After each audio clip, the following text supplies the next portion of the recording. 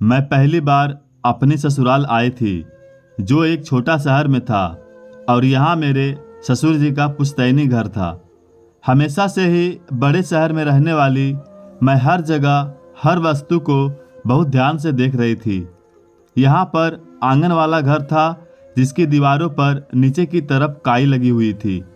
कोने में सीमेंट का घेरा बनाकर बर्तन मांजने की जगह बना दी गई थी। उसी में एक नल भी लगा हुआ था।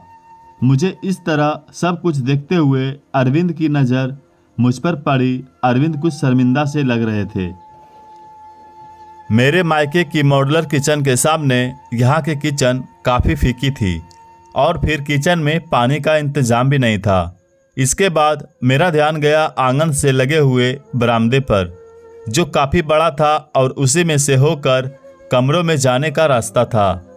बरामदे में काफ़ी चौड़ा तख्त और कुछ कुर्सियां पड़ी हुई थी। सासू माँ मतलब अम्मा मेरे पास आई और कहने लगी, दुल्हन बिटवा के कमरे में चली जाओ। मैं उस कमरे में गई जो अरविंद का कमरा रहा होगा। सालों पुराने पोस्टर दीवारों पर लगे थे। इसके साथ ही कभी अरविंद ने अपनी दिनचर्या का टाइम टेबल बनाया होगा, वह भी उसी दशा में लटका हुआ था। अरविंद कहने लगे, अम्मा क्या हाल बना हुआ है इस कमरे का। दीवारों पर कितनी पुराने तस्वीरें लगी हैं, इन सबको फाड़ कर क्यों नहीं फेंका। अम्मा कहने लगी, जाने दे बिटवा, लगी है तो लगी रहे। उसी कमरे में 2 तख्त डालकर डबल बेड बना दिया गया था। हम दोनों वहीं रहे। उन घरों में अटैच टॉयलेट का तो रिवाज ही नहीं होता था, इसीलिए आंगन पार करके टॉयलेट जाना होता था। नहाकर साड़ी पहनकर आना मेरे लिए संभव नहीं था, इसीलिए अम्मा ने मुझे छूट दे दी थी कि मैं मैक्सी पहनकर आ सकती हूँ। वह घर मेरे लिए बहुत आरामदायक नहीं था, लेकिन ऐसा कुछ बुरा भी नहीं लगा। अरविंद ना जाने क्यों कुछ शर्मिंदा से होते हुए अम्मा से कह रहे थे, अम्मा अब आप लोग यहाँ मत रहिए, हमारे साथ शहर में चलिए, वहाँ सब सुख सुविधा है।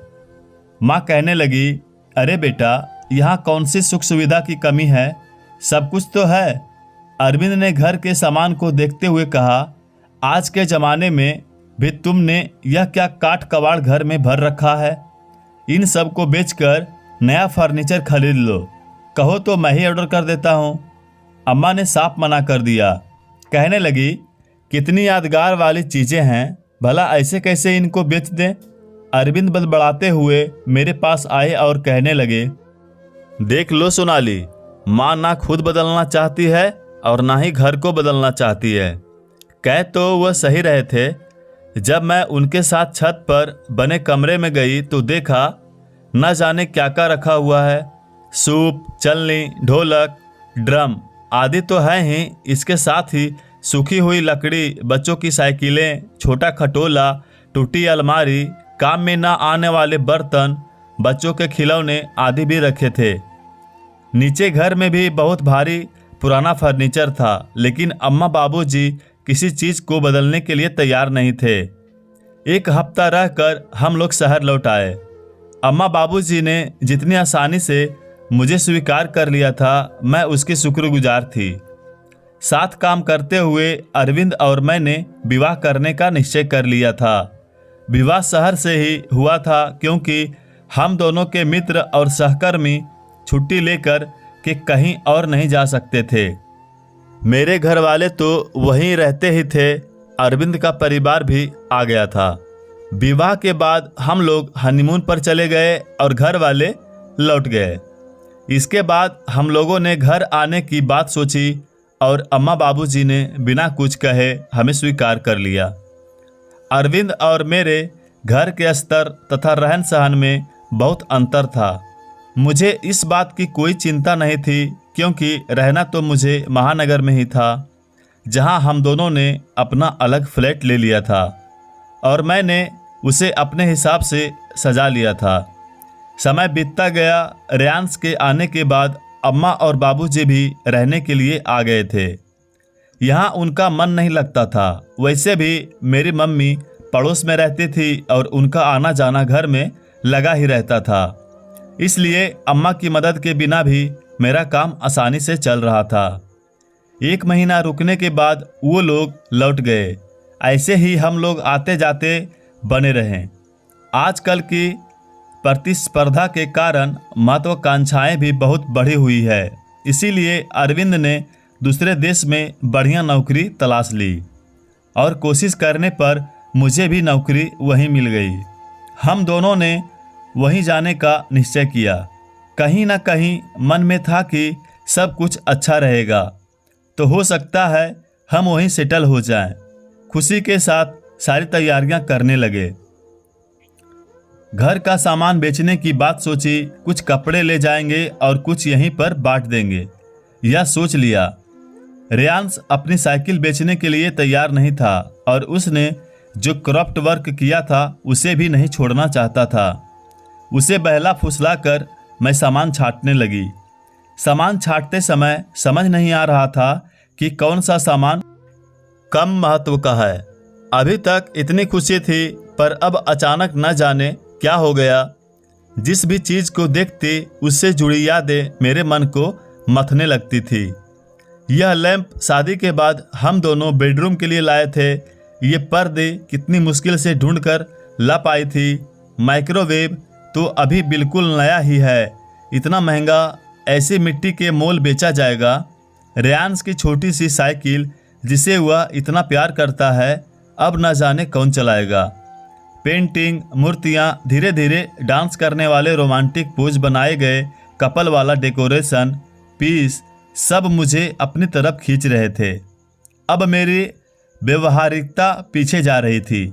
मुझे अपना सामान देखकर रोना आ रहा था। यह हमारा घर है, हम दोनों ने मिलकर बनाया है और हम इसे छोड़कर सामान बेचकर चले जाएंगे और फिर वहाँ दोबारा घर बसाएंगे।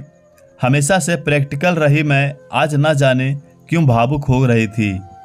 हर चीज़ को देख रही थी, सहला रही थी।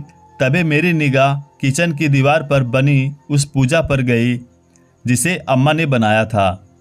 गेरू से दीवार पोतकर उस पर चावल के एपन से बनी हुई आकृतियाँ उनकी पूजा अम्मा ने की थी।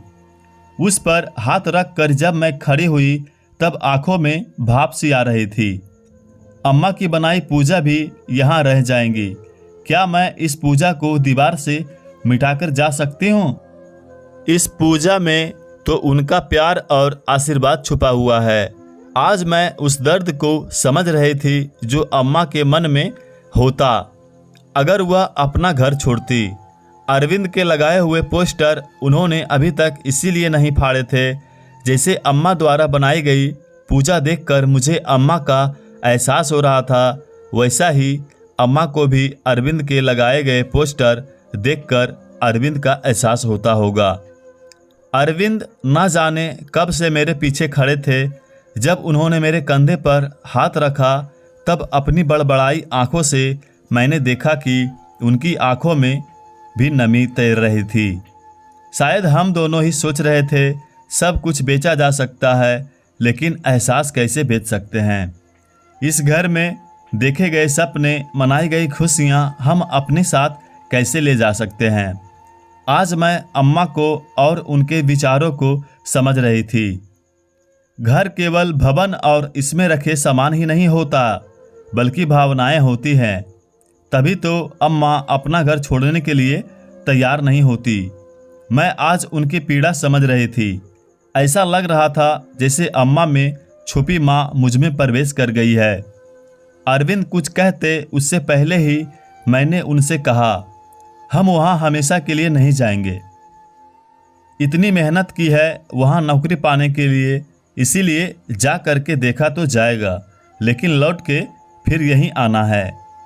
अरविंद ने कुछ नहीं कहा, पर उनकी आंखों की संतुष्टि मुझे दिखाई दे गई। कमान अपने हाथों में संभाल कर मैंने उनसे कहा, पैकर्स एंड मूवर्स से बात कीजिए। घर का सामान अम्मा बाबूजी के पास चला जाएगा और जब हम विदेश से लौट कर आएंगे तब फिर ले आएंगे। मैं जानती थी कि हमारा सामान अम्मा अपने घर में उसी तरह से छुपा लेंगी जैसे हृदय में हम लोगों का प्यार छुपाए रखती हैं। इसके अतिरिक्त यह सामान अम्मा और बाबूजी को हमारे लौटने का आश्वासन भी देता रहेगा। अरविंद मुस्कुरा दिए और अपनी स्वीकृति भरा हाथ मेरे कंधों पर रख दिया। मैं सोच रही थी, माँ घर जोड़कर रखती है और अम्मा की याद ने घर के सामान को ही नहीं, मुझे और अरविंद को भी घर से जोड़ दिया। आपको ये कहानी कैसी लगी? कहानी के प्रति कोई राय देना चाहते हैं तो कमेंट बॉक्स में ज़रूर बताएं। धन्यवाद।